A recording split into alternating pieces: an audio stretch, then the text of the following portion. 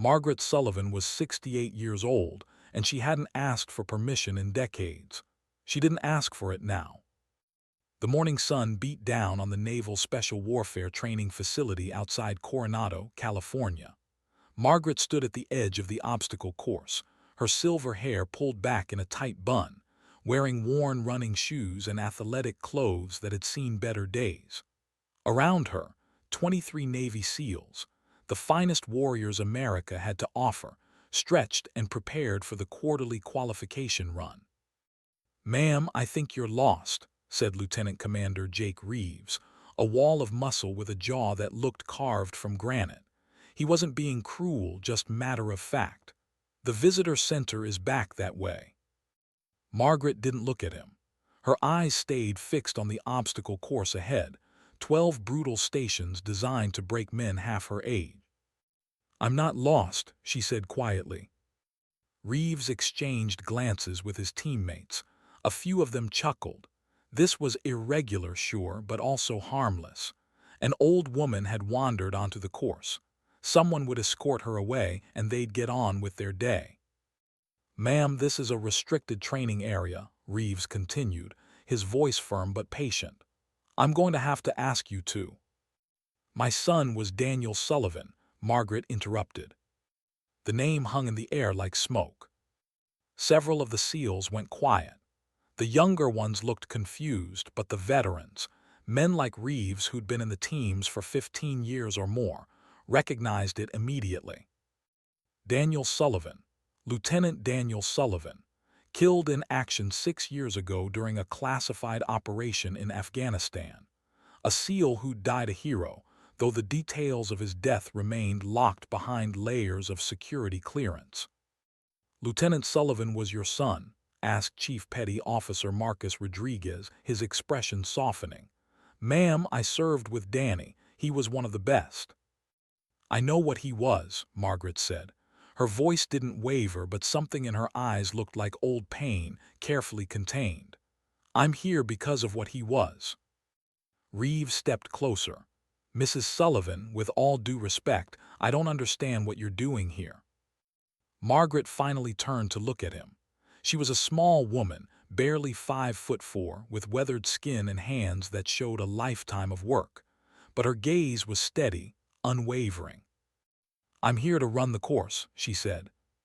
The silence that followed was broken by barely suppressed laughter.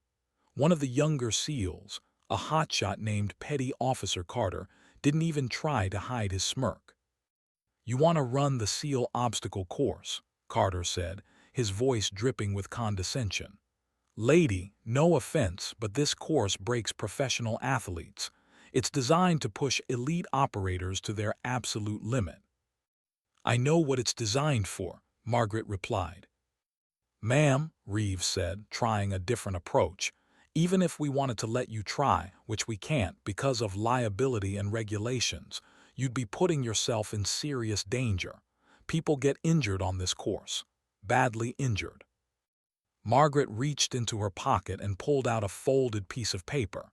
She handed it to Reeves. He opened it, scanned the contents, and his expression changed. "This is a medical clearance form, signed by 3 different doctors." "4, actually," Margaret corrected. "I added another one yesterday. Full physical stress test, bone density scan, the works. I'm in better shape than you might think." Rodriguez moved closer to read over Reeves's shoulder. "She's got waivers here too, liability releases. This is thorough." "I'm not here on a whim, gentlemen," Margaret said. "I've been preparing for this for 6 months, training every day. I know what I'm asking." "But why?" Reeves asked, genuine confusion in his voice. "Why would you want to do this?" Margaret's jaw tightened. "Because my son ran this course. Because when he died, they told me he was a hero, gave me a flag, and then told me nothing else. His records are sealed. His mission details are classified. I don't know how he died. I don't know what happened to him. I don't know if he suffered or if it was quick. I don't know if his team was with him or if he died alone." Her voice had risen slightly, emotion bleeding through the cracks in her composure. "The only thing they'd tell me," she continued, was that he never quit, that he completed every mission, every task, every impossible thing they asked of him. So I'm here to understand just one piece of who he was. I'm here to do what he did. The SEALs were quiet now. Even Carter had lost his smirk. "Ma'am," Rodriguez said gently, "Danny would want you to be safe. He wouldn't want you risking yourself like this." "Daniel wanted a lot of things," Margaret said. "He wanted to come home. He wanted to meet his niece. My daughter had a baby 3 months after he deployed that last time. He wanted to fix the porch steps at my house like he promised. We don't always get what we want, Chief."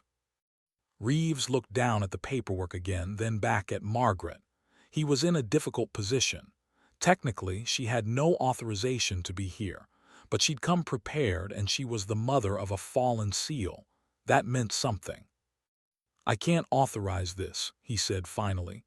"It's against protocol. The training commander would have my head." "Then I'll speak to the training commander," Margaret said. "He's not available. He's off base until next week." "I'll wait," Reeves sighed. "Ma'am." "I'll wait," Margaret repeated, her voice like iron. "I'll stand right here for 7 days if I have to. I've got nowhere else to be. My husband passed 10 years ago. My daughter lives in Seattle and calls once a month. I sold my business last year. My schedule is wide open." Carter shook his head. "This is crazy. We've got a qualification run to complete. We can't just—" "Could I go next?" Margaret asked, cutting him off. "What?" Carter blinked. "After you all finish," Margaret said. "Could I go next? You run your qualification, I wait. When you're done, I run the course. No interference with your training. No official record if that makes you feel better. Just let me try." The SEALs looked at each other. It was an absurd request, ridiculous, against every regulation in the book. But there was something about the way she stood there, this small elderly woman who'd buried her only son, asking for something so impossible and yet so simple. "Even if we said yes," Reeves said slowly, "you wouldn't make it past the first obstacle." "Then I'll fail at the first obstacle," Margaret said, "but I'll fail trying." Rodriguez rubbed his face. "Jake, this is nuts." "I know," Reeves admitted. "The brass finds out, we're all in the jackpot." "I know. We could lose our positions, maybe worse." "I know, Marcus." Reeves looked at Margaret again, at the determination in her weathered face, at the paperwork she'd gathered, the medical clearances, the preparation, at the quiet desperation of a mother who'd never gotten real answers about her son's death. He thought about his own mother, back home in Ohio, what she might do if he died in some classified operation and she never learned the truth. "If you get hurt," he started. "I won't hold anyone responsible," Margaret said quickly. "I have additional waivers in my car, specific ones that name each of you if needed." Carter let out a sharp laugh. She really has thought of everything. Reeves made a decision he knew he might regret. "Okay, you can go after we finish. But Mrs. Sullivan, I need you to understand something. This course is brutal. Grown men, trained warriors, fail it regularly. If at any point you're in real danger, we're stopping you. Non-negotiable." Margaret nodded. "Fair enough." "And when you don't finish, because you won't finish, I want your word you'll accept that and go home." "When I don't finish," Margaret said, "I'll go home." Reeves nodded to his team. "All right, gentlemen, let's run our qual, standard time trials, and nobody mentions this to anyone. Understood?" A chorus of "yes, sir" followed.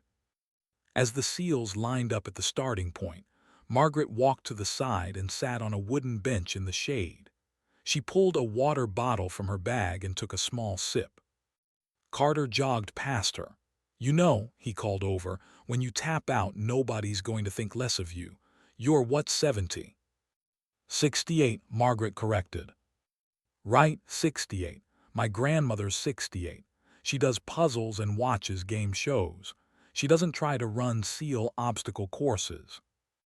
"Maybe she should," Margaret said. "The exercise would do her good." Despite himself, Carter grinned.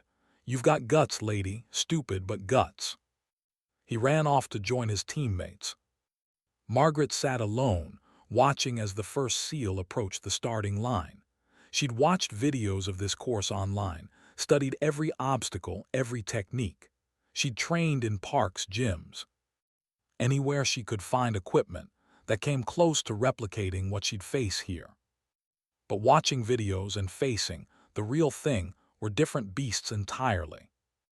The course was a monster, cargo nets 30 feet high, rope climbs, a wall that required a running jump just to grab the top edge, monkey bars that extended for 40 feet, a balance beam over a water pit, and that was just the first half. The SEALs ran through it like they were born to it, strong, fast, efficient. Even when they struggled, and they did struggle at points, they powered through with sheer muscle and technique. Margaret watched every movement, cataloging, learning. Rodriguez finished his run in just under 12 minutes, the fastest time so far. He jogged over to where Margaret sat, barely breathing hard. "Mrs. Sullivan," he said, "I need to ask you something." "Go ahead." "Did Danny ever tell you about the teams, about what we do here?" Margaret shook her head. "Not much. He knew I worried. He kept the details vague." Rodriguez sat down next to her. "Danny was careful like that. Good man. But there's something you should know about this course, about what it represents." "I'm listening." "It's not really about physical strength," Rodriguez said. "I mean, strength matters, sure. But what this course really tests is your will, your refusal to quit when every part of you is screaming to stop. That's what makes a SEAL, not muscles, not speed, mental toughness." Margaret met his eyes. "And you're telling me this because—" "Because I saw Danny refuse to quit 100 times," Rodriguez said quietly.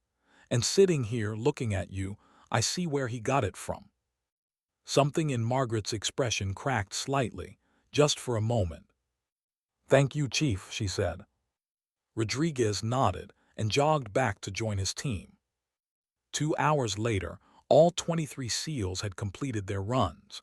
Times ranged from Rodriguez's 12 minutes to a few slower runs around 18 minutes, but they'd all finished. Now it was Margaret's turn. She stood up from the bench, stretched her arms and legs carefully, the way her physical therapist had taught her, and walked to the starting line. The SEALs gathered around, some curious, some skeptical, some clearly expecting entertainment. Reeves approached her one last time. "Last chance to change your mind, ma'am." Margaret looked at the course ahead. 12 stations of pain and difficulty, designed for warriors in their prime. She thought about Daniel, about the last time she'd seen him when he'd hugged her goodbye at the airport, about the flag they'd given her, folded into a perfect triangle, about all the questions that would never be answered. "I'm ready," she said. "Your call," Reeves said. He raised his hand. "On my mark, 3, 2, 1, go." The first obstacle was the low crawl, 30 yards of mud underneath barbed wire strung just 18 inches off the ground. Margaret dropped to her belly and started pulling herself forward with her elbows, pushing with her toes, just as she'd practiced in her backyard with the stakes and wire she'd set up herself. Behind her, she heard Carter's voice. $20 says she quits before the cargo net." "I'll take that bet," Rodriguez replied. 30 says she makes it to the wall." Margaret blocked them out. "Focus on the obstacle in front of you, one thing at a time." The mud was cold and thick, sucking at her clothes. The wire above her caught on her shirt twice, but she'd worn an old one specifically for this reason. She kept moving, steady and deliberate, not trying to match the speed the SEALs had shown, but not stopping either. 30 seconds later, she emerged from the crawl, mud-covered but moving. The SEALs applauded lightly. A few looked surprised. No time to acknowledge them. The second obstacle was already ahead, the cargo net climb. Margaret approached the 30-foot net and grabbed the thick rope with both hands. This was where her 6 months of training would really be tested. She'd spent hours at the climbing gym, building grip strength, learning to use her legs more than her arms, understanding the technique that made the climb possible. She started up. Hand over hand, step, find the rhythm, don't look down. Her shoulders burned almost immediately. At 68, Margaret's upper body strength was decent for her age, exceptional even, but it wasn't close to what these men had. She had to compensate with technique, with patience, with refusal to quit. Halfway up, her right hand slipped. She caught herself with her left, heart hammering. The ground looked very far away suddenly. "Mrs. Sullivan, you okay?" Reeves called up. "Fine," she grunted, finding her grip again. She kept climbing. The last 10 feet were agony. Her arms shook. Her breath came in gasps. But she made it to the top platform, pulled herself over, and allowed herself exactly 3 seconds to rest before starting down the other side. Descending was harder than climbing up. Her legs trembled with fatigue. But she made it, dropping the last few feet to the ground and stumbling slightly before catching her balance. The seals were quieter now. A few had stopped smiling. Obstacle 3 was the monkey bars, 40 feet of overhead bars requiring arm strength and coordination. Margaret looked at them and felt doubt creep in for the first time. This was going to be bad. She jumped up, caught the first bar, swung to the second, made it to the third, fourth, fifth. On the 6th bar, her grip failed. She dropped into the sand pit below, landing hard but rolling as she'd been taught. Pain shot through her hip. She lay there for a moment, breathing hard. "That's it, ma'am," Reeves said, walking over. "Good effort, you made it farther than." Margaret was already getting up. "I can retry obstacles, can't I?" she asked. "That's the rule, 3 attempts per station." Reeves blinked. "Technically, yes, but—" "Then I'm retrying." She walked back to the start of the monkey bars, shook out her hands, and jumped up again. First bar, second, third, fourth, fifth, sixth, seventh. Drop. She hit the sand again, harder this time. The impact drove the air from her lungs. She lay there, staring up at the blue California sky, wondering if her body would let her stand. It did. Third attempt. She knew she wouldn't make it all the way across. Her arms were spent, shaking with exhaustion, but she could make it farther. She had to make it farther. First bar, second, third. She changed her technique slightly, using more swing, less grip strength. Fourth, fifth, sixth, seventh, eighth, ninth. 10. Drop. When she stood this time, Carter wasn't smiling anymore. None of them were. "Ma'am," Rodriguez said, "the next obstacle is the wall. It's 12 feet high. You need a running start and significant upper body strength too." "I know what it requires," Margaret said. She walked to the starting mark for the wall run, 20 feet back from the obstacle. The wall was smooth wood, 12 feet of vertical surface with just a narrow edge at the top to grab. The seals ran at it full speed, jumped, caught the edge, and pulled themselves over. Margaret had watched each of them do it. She couldn't replicate their approach. She didn't have the speed, the explosive power. She'd need to find another way. Margaret ran at the wall, slower than the seals but with everything she had. 3 steps from the wall she jumped, planted 1 foot on the wall itself, pushed up and reached for the edge. Her fingers caught it. For one moment she hung there, all her weight suspended from her fingers. Her shoulders screamed. Her arms shook. She couldn't pull herself up. She didn't have the strength. But she'd grabbed the edge. That was something. She let go, dropping to the ground. "Good try, Mrs. Sullivan," Reeves said. "Really, but I think." "Attempt 2, Margaret said. This time she tried a different approach. She'd seen a technique online, something called a cat pass.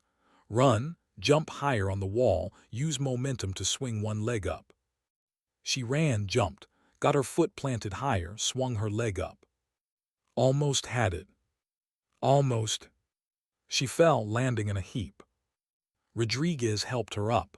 "Ma'am, you're going to hurt yourself. You've proven your point, you're tough, tougher than anyone expected, but..." One more try, Margaret said. Her voice was hoarse now. Her body was a symphony of pain. Everything hurt. But pain was just information. It was telling her she was at her limit. It wasn't telling her to quit. Third attempt at the wall. Margaret stood at the starting mark, breathing hard. She thought about Daniel, about the day he'd told her he wanted to be a SEAL. She'd been terrified. She'd begged him to reconsider. But he'd looked at her with those determined eyes and said, "Mom, some things are worth the risk." She ran. This time something was different. Maybe it was adrenaline. Maybe it was muscle memory finally clicking. Maybe it was just sheer stubborn will. She jumped, planted her foot, pushed up, reached. Her hands caught the edge. She swung her leg up, hooked her knee over the top. For a moment she hung there, half on, half off. Then, with a grunt of effort that came from somewhere deep in her core, she pulled herself up and over. She tumbled over the wall and landed hard on the other side. The SEALs erupted in cheers. Margaret lay on the ground, gasping, unable to believe she'd done it. She'd cleared the wall. She'd actually cleared the wall. Reeves appeared over the edge, looking down at her. His expression had changed completely. The condescension was gone. The doubt was gone. "Mrs. Sullivan," he said, "you need to stop now. You've done something incredible, but the next obstacles are even harder. The rope climb is 40 feet. The balance beam is—" "I know what's next," Margaret said, getting to her feet. Everything hurt. Her arms barely functioned. Her hip throbbed from the falls. Her hands were torn and bleeding from the rope. But she wasn't done. The rope climb was next. 40 feet of thick rope straight up. No technique would save her here. This was pure upper body strength and endurance. She grabbed the rope and started climbing. She made it 8 feet before her arms gave out completely. She slid down, rope burn adding to her collection of injuries. Second attempt, 10 feet. Third attempt, 12 feet. She couldn't do it, physically couldn't. Her arms wouldn't respond anymore. "That's okay," Reeves said, and he meant it. "You don't have to finish, you've already." "Is there an alternate route?" Margaret asked. "SEALs who can't complete an obstacle, is there an alternate?" "Yes," Reeves admitted. "Burpees. 50 burpees per failed obstacle. But Mrs. Sullivan, that's for active duty SEALs who are having an off day. You're not expected to." Margaret dropped down and started doing burpees. Down, kick back, push up, jump up, repeat. The SEALs watched in stunned silence. She made it to 20 before her arms gave out on a push-up. She lay on the ground, chest heaving. Carter knelt beside her. "Ma'am," he said, and his voice was gentle now, respectful, "you need to stop, please. You're going to seriously hurt yourself." Margaret looked up at him, tears mixed with sweat on her face, though she didn't seem to notice.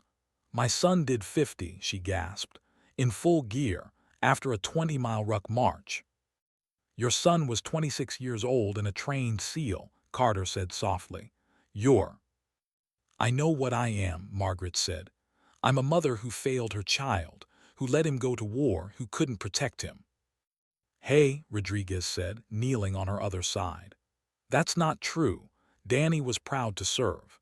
He told me once that you were the strongest person he knew, that you raised him and his sister alone after your husband died, that you worked 2 jobs to put them through school, that you taught him what strength really meant." Margaret closed her eyes. "He said that."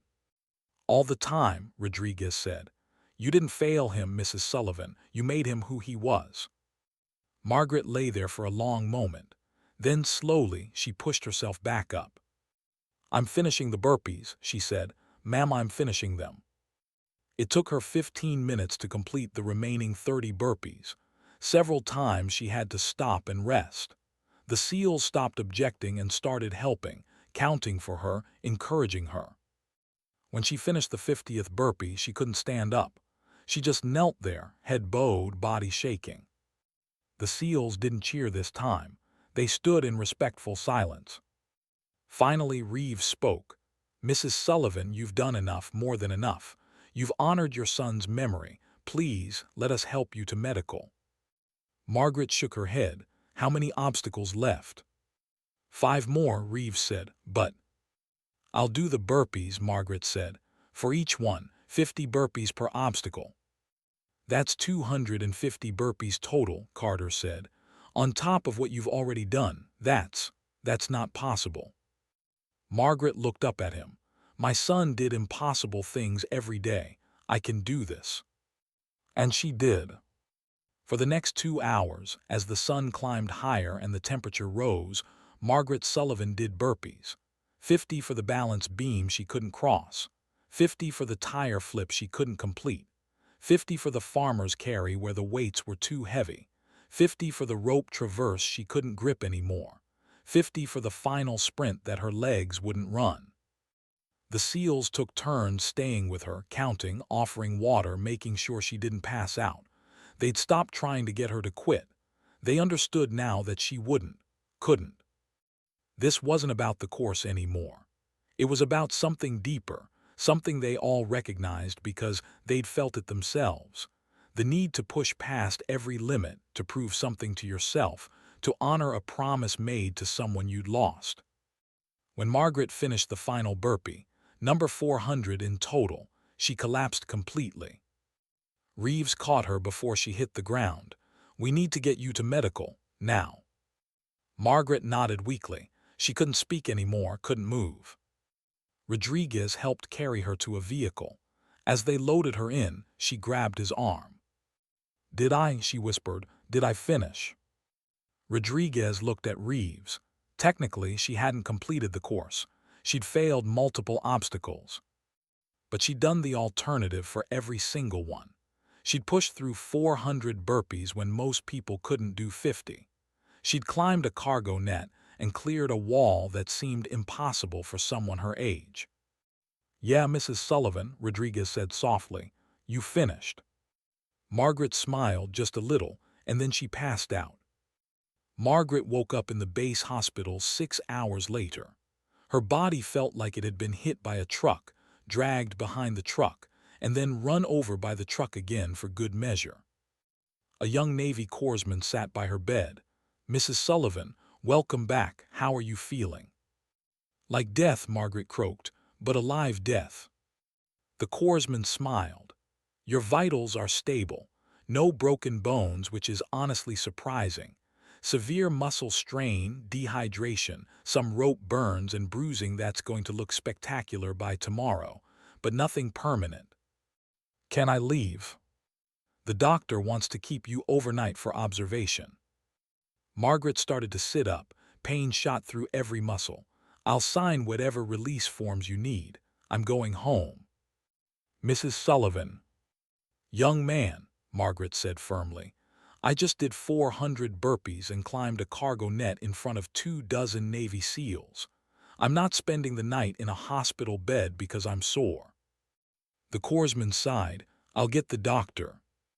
30 minutes later, after signing multiple forms and enduring a lecture about proper hydration and recovery protocols, Margaret was released. She walked out of the hospital to find Rodriguez waiting in the parking lot. Figured you might need a ride, he said. My car's at the course, Margaret said. I know, that's where I'm taking you, but first, he handed her a phone. Lieutenant Commander Reeves would like to speak with you. Margaret took the phone. Hello. Mrs. Sullivan, Reeves's voice was serious. We need to talk about today. Margaret's stomach sank. I understand. I'll take full responsibility. If there are disciplinary issues for your team, I'll. That's not why I'm calling, Reeves interrupted. I'm calling because what you did today, it's going to get attention, the kind we didn't anticipate. What do you mean? One of the newer guys posted about it on social media.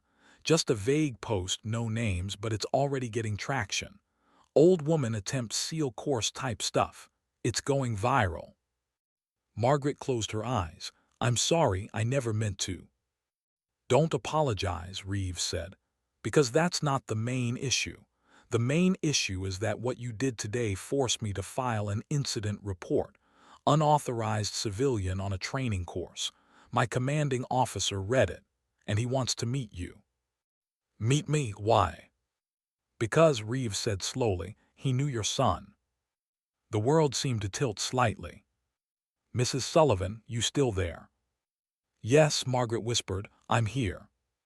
Captain Thomas Hendricks. He was Danny's commanding officer during his last deployment. He's requested that you come to his office tomorrow at 900 hours, if you're willing. Margaret's hands shook. 6 years. 6 years of trying to get information, of being told everything was classified, of hitting walls at every turn. And now this. I'll be there, she said. Good, Rodriguez will pick you up, Mrs. Sullivan. Whatever happens tomorrow, I want you to know something.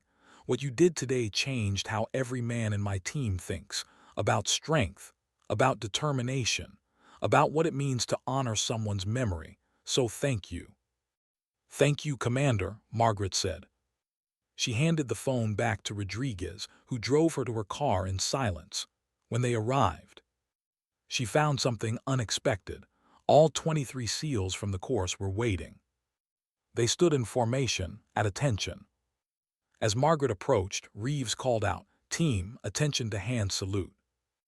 As one, all 23 men saluted her. Margaret stopped, stunned. She didn't know what to do, how to respond. She wasn't military, she'd never been saluted in her life. Slowly, she raised her hand to her forehead, in an approximation of a return salute. The SEALs held the salute for a long moment, then dropped their hands. Carter stepped forward. Mrs. Sullivan, we wanted you to have something. He held out a T-shirt.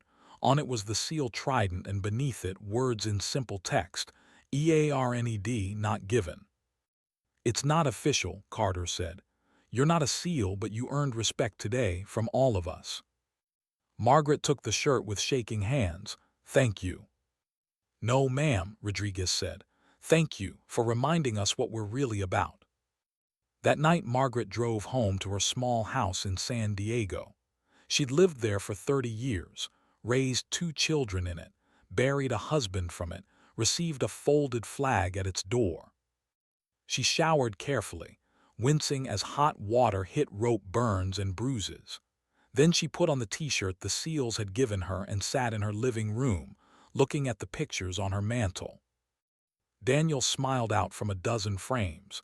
Daniel as a child, Daniel graduating high school, Daniel in his SEAL dress uniform, Daniel holding his infant niece during his last leave.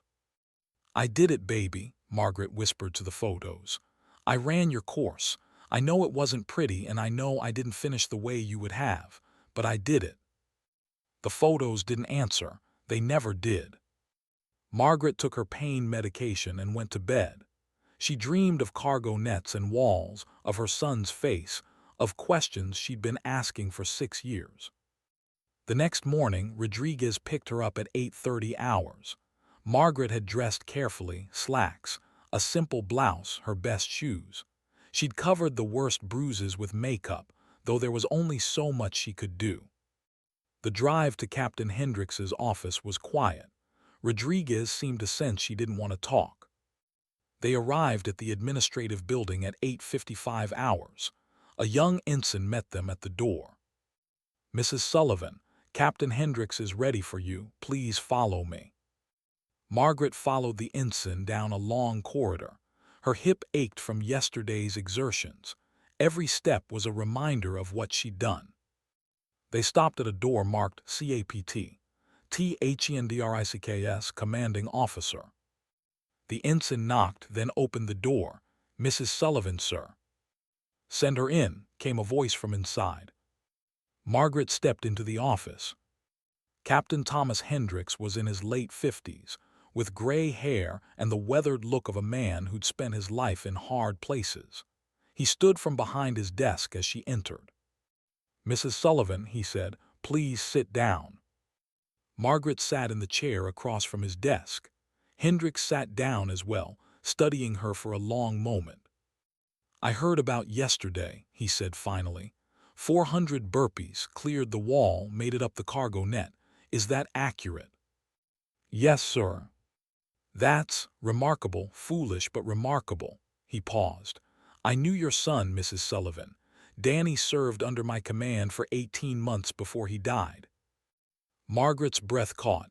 Can you tell me what happened to him? Hendrix's expression was pained. Most of it is still classified. I can't give you operational details, but I can tell you some things. Things I should have told you 6 years ago, but I was ordered not to. I'm listening. Your son died a hero, Hendrix said. I know that's what we tell every family, and I know it probably sounds empty to you. But in Danny's case, it's the literal truth. He saved 11 men that night. 11 men who made it home to their families because your son refused to quit. Margaret's eyes filled with tears. How? We were on a reconnaissance mission. Everything went wrong. We were compromised, outnumbered, cut off. We had wounded. We couldn't move fast enough. Danny volunteered to stay behind and delay the enemy while we got the wounded to the extraction point. He stayed behind alone. Hendrix shook his head. He wasn't supposed to be alone.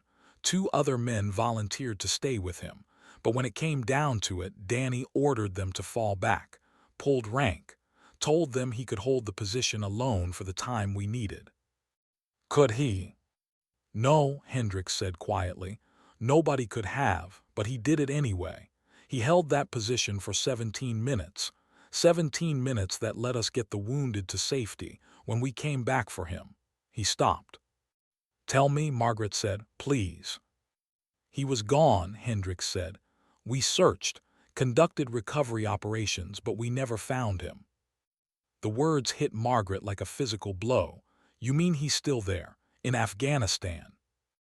I mean that your son gave everything he had so that 11 other men could go home to their families, and I have carried the weight of that every single day since. Margaret sat in stunned silence. There's something else, Hendrix said. Yesterday, when you ran that course, when you refused to quit no matter what, I got a call from one of the men who served with Danny that night, a SEAL named Patterson. He heard about what you did and he called me. Why? Because he was one of the men Danny saved. And he said watching the video of you on that course, yes, someone recorded it, was like watching Danny himself. The same refusal to quit, the same stubborn determination. Hendrix's voice grew thick. He said it reminded him why he survived that night, why it mattered. Margaret couldn't speak. Tears ran down her face. Hendrix opened a drawer in his desk and pulled out a folder. This is everything I can legally give you about your son's service. Commendations, performance reviews, letters he wrote to submit for his teammates' promotions. It's not much, but it's what I can release. He slid the folder across the desk. Margaret took it with trembling hands. There's one more thing, Hendrix said. In that folder you'll find a letter. Danny wrote it during his last deployment. He gave it to me and asked me to send it to you if anything happened to him. Margaret opened the folder with shaking hands. On top of the stack of papers was an envelope with her name on it in Daniel's handwriting. I was ordered not to send it, Hendrix said. The official position was that personal letters from fallen SEALs were to be withheld if they contained any operational information. I argued against it. I lost. Then why give it to me now? Because yesterday you proved something I've been saying for 6 years, that some rules deserve to be broken, that some fights are worth the consequences. He met her eyes. If anyone asks, I'll say you took that letter without authorization, that I didn't give it to you. Captain, open it when you're alone, Hendrix said. Take your time with it, and Mrs. Sullivan, your son would be very proud of what you did yesterday. Margaret left the office with the folder clutched to her chest. Rodriguez was waiting outside.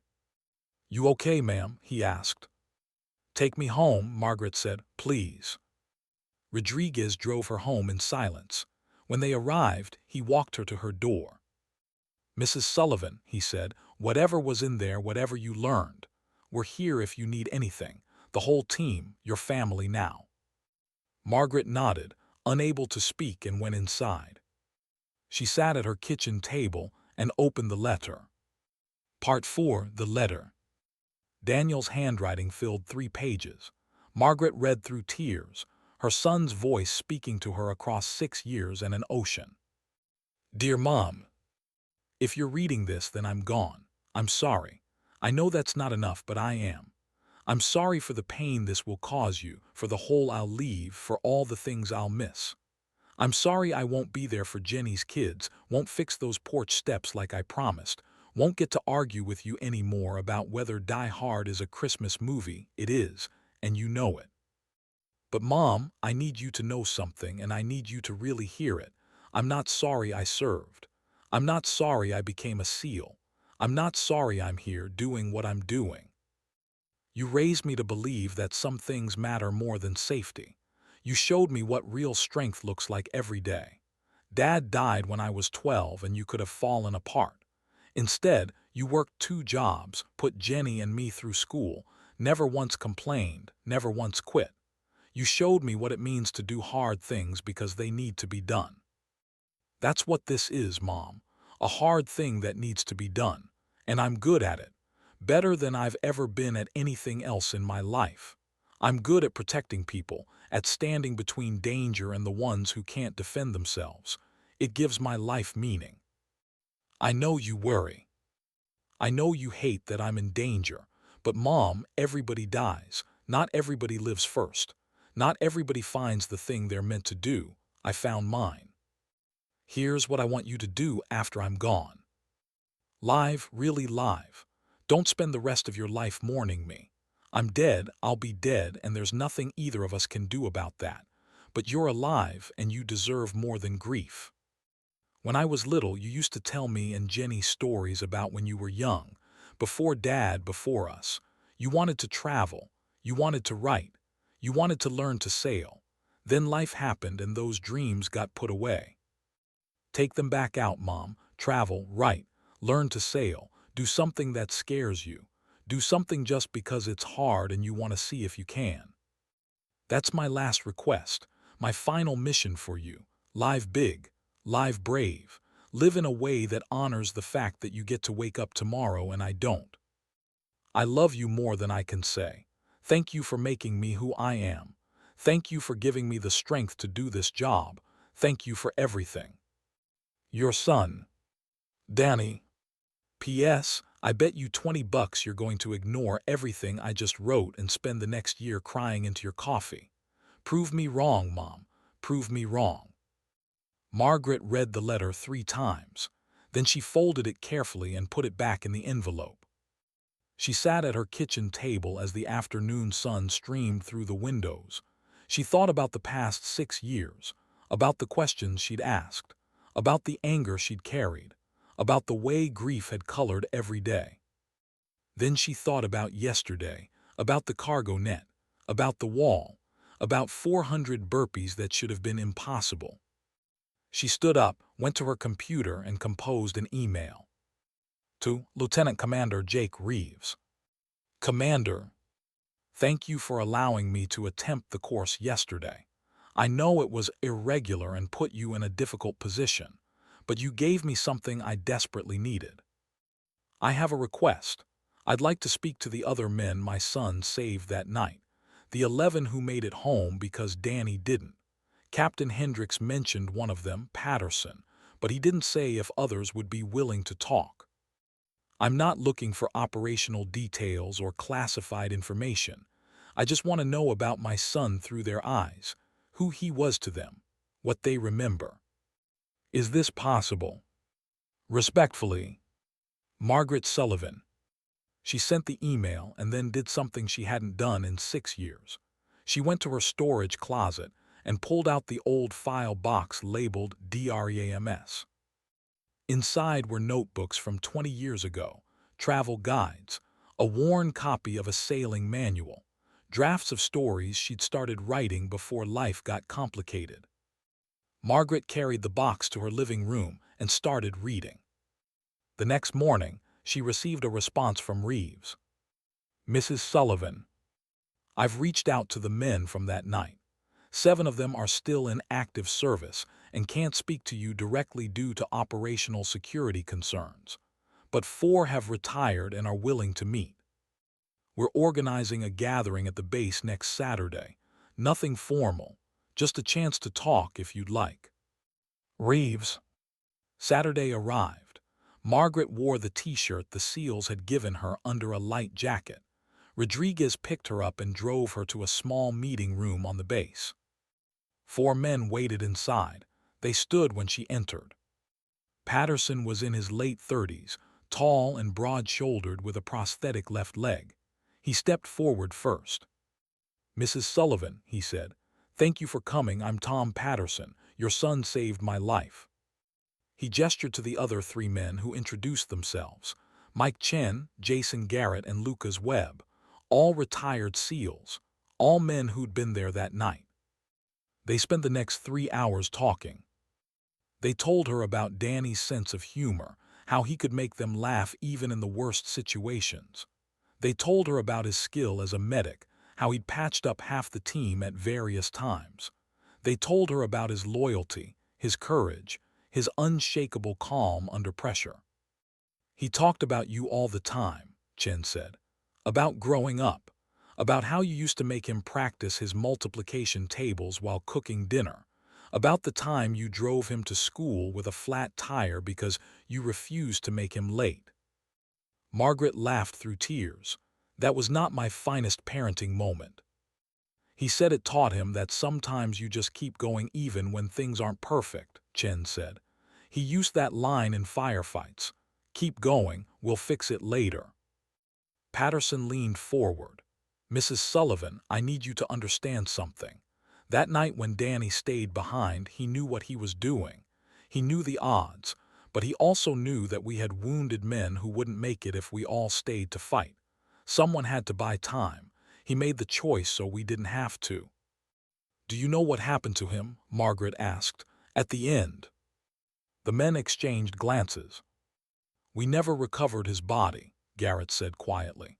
"But we found evidence that he'd taken down at least 8 enemy fighters before his ammunition ran out. He made them pay for every second they delayed." "He didn't suffer," Webb added. "It would have been fast." Margaret nodded, grateful for the kindness even if it was a lie. "What have you done since?" she asked. "Since that night?" Patterson touched his prosthetic leg. "Lost this 6 months later. Different deployment. Got out, went to college, became a teacher. Danny used to talk about how you were a teacher before you had kids. Figured I'd honor that." "I coach Little League," Chen said. "Help kids who come from rough backgrounds. Give them structure, mentorship. Danny was big on helping people who couldn't help themselves." "I work with veteran suicide prevention," Garrett said. "Lost too many friends that way, trying to make sure others don't." Webb was last. "I stayed in the longest, just retired last year, and now I'm trying to figure out what's next, but I know it needs to be something that matters. Danny's death taught me that life's too short to waste on things that don't matter." Margaret looked at these 4 men, these warriors her son had saved, and saw something she hadn't expected: purpose. Her son's death had meant something. It had created ripples that spread out into the world, touching lives, making differences. "Thank you," she said, "for telling me this, for showing me what his life meant." "Mrs. Sullivan," Patterson said, "we heard what you did last week. The obstacle course, the burpees, all of it." "That was foolish," Margaret said. "No," Patterson said firmly. "It was exactly what Danny would have done.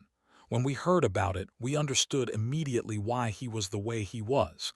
He got it from you." As the meeting was ending, Garrett handed Margaret a small box.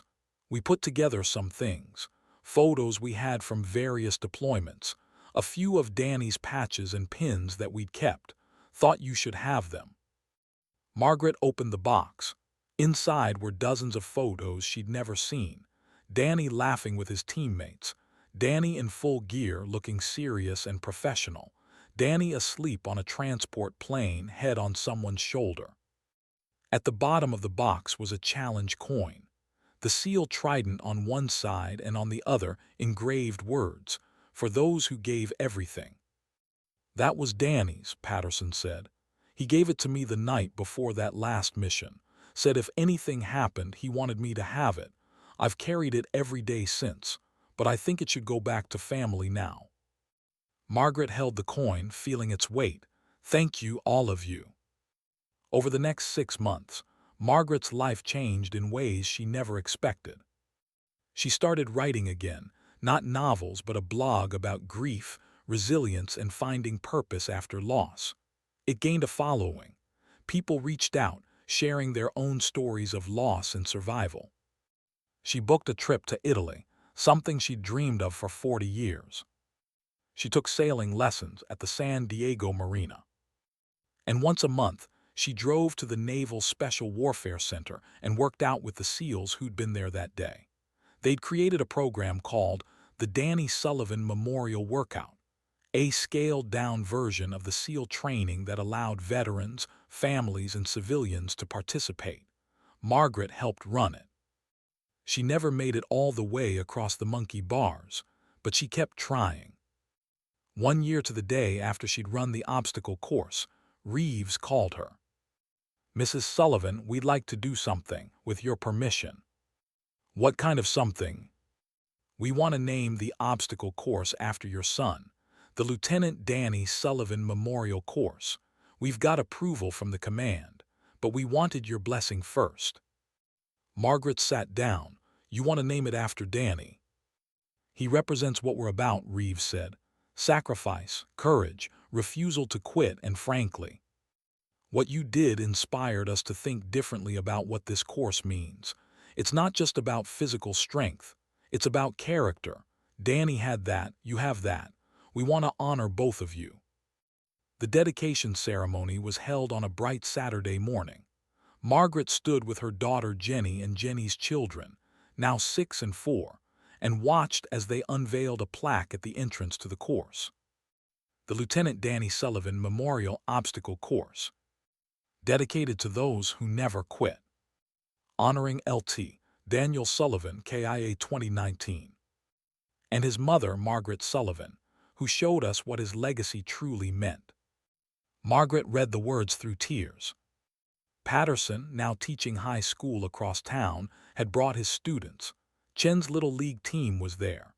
Garrett brought volunteers from the Suicide Prevention Organization. Webb stood in dress uniform, saluting. And 23 Navy SEALs, some of the same ones from that day, some new, stood at attention behind the plaque. Reeves stepped forward with a microphone. "Mrs. Sullivan, would you like to say a few words?" Margaret hadn't prepared anything. She stepped up to the microphone and looked at the gathered crowd. "My son was a hero," she said, "but not because he died. He was a hero because he lived with purpose, with courage, with dedication to something bigger than himself. He was a hero because he chose, every day, to be the kind of person who would sacrifice for others." She paused, gathering her thoughts. "A year ago I came here angry, grieving, looking for answers. I thought if I could do what Danny did, if I could complete his course, I'd understand something. I'd find closure. I didn't complete the course. Not really. I failed more obstacles than I cleared. But I learned something more important, that Danny's legacy isn't about perfection. It's about trying. It's about refusing to quit even when every odd is against you. It's about getting back up one more time and taking one more step." She looked at the SEALs. "These men taught me that. They showed me that Danny's spirit lives on, not in plaques or ceremonies, but in the choices we make every day to be brave, to be strong, to help others even when it costs us something." She looked at Jenny and the kids. "And I learned that the best way to honor someone you've lost is to live the life they'd want you to live, to be brave, to try new things, to refuse to let grief be the end of your story." Margaret touched the challenge coin in her pocket, the one Patterson had given her. "Danny's letter to me ended with a challenge. He bet me $20 I'd spend the year crying into my coffee. He was wrong. I spent it climbing cargo nets, doing burpees, learning to sail, and discovering that at 68 years old I'm stronger than I ever knew." She smiled. So this course isn't just Danny's anymore. It belongs to everyone who needs to prove something to themselves, everyone who needs to discover their own strength, everyone who refuses to quit. Thank you for this honor. Thank you for remembering my son.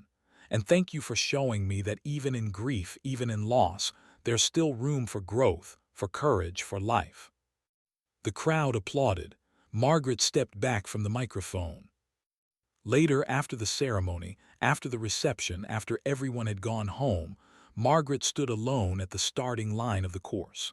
The sun was setting, painting the sky orange and purple. She looked at the obstacles ahead, the cargo net, the wall, the monkey bars that still defeated her. Tomorrow she'd try again. Because that's what Danny would have done. Because that's what the impossible looked like, not success, but the refusal to stop trying. Margaret smiled, touched the seal trident patch on her jacket, and walked toward the cargo net.